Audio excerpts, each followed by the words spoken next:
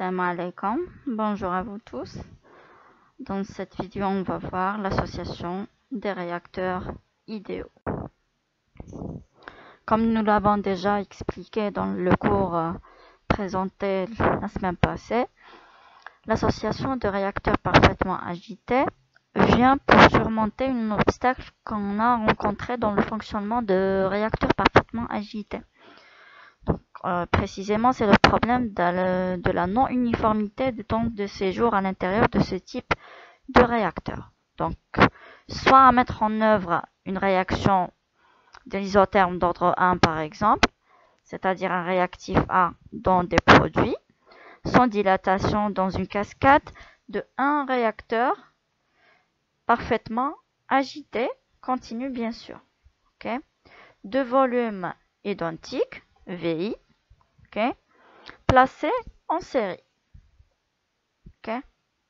C'est-à-dire un après l'autre.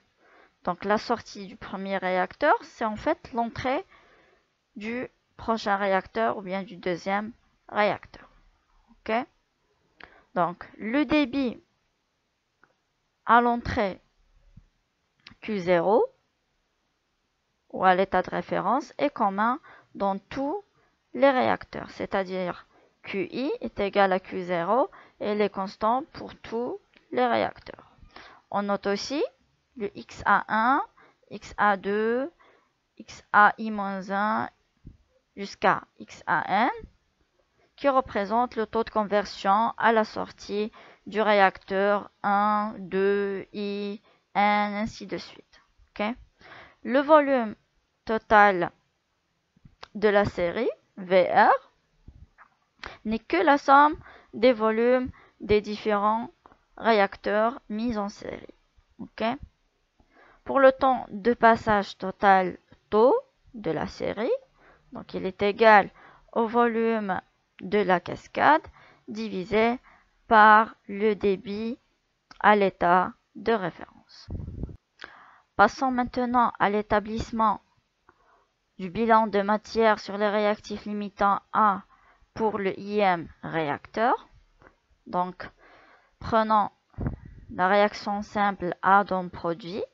Donc, la vitesse de réaction est égale à la constante de vitesse fois la concentration du réactif. Donc, commençons toujours par l'équation bilan éventuelle, l'entrée plus la production égale à la sortie plus l'accumulation. Le terme d'accumulation, dans notre cas, bien sûr, elle est égale à 0. Pourquoi? Parce qu'on travaille dans la marche continue du réacteur, c'est-à-dire dans le système stationnaire. Donc, pour le flux d'entrée, il est égal à Q0, qui est le débit plutôt volumique à l'entrée du réacteur, fois la concentration du réactif clé à l'entrée du réacteur.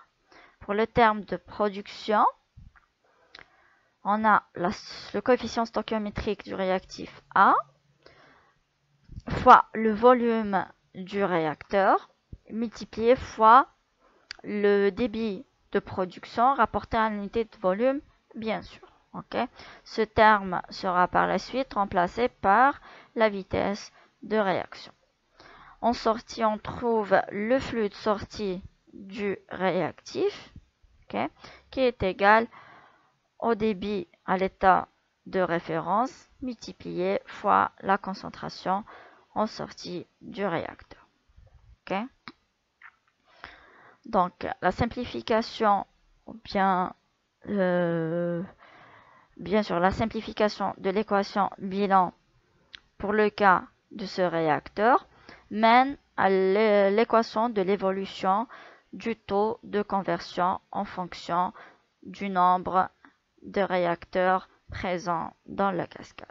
Les étapes de démonstration ont été déjà montrées dans la séance de cours.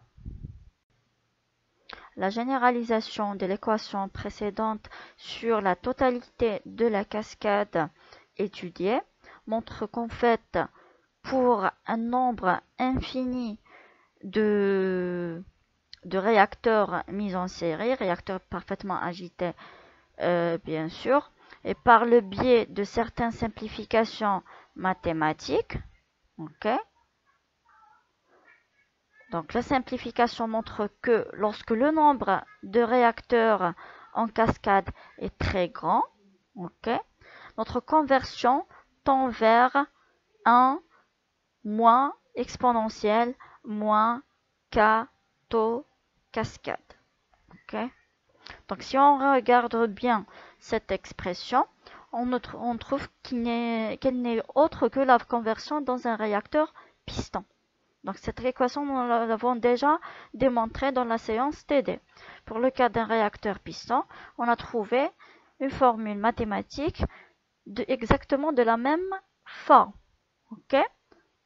Donc par conséquent, plus le nombre de réacteurs associés en série augmente, meilleure est la conversion. J'espère que vous avez bien compris les points abordés dans cette vidéo. Rendez-vous pour d'autres vidéos sur l'espace MOOC de votre cours ou sur ma chaîne YouTube. À bientôt!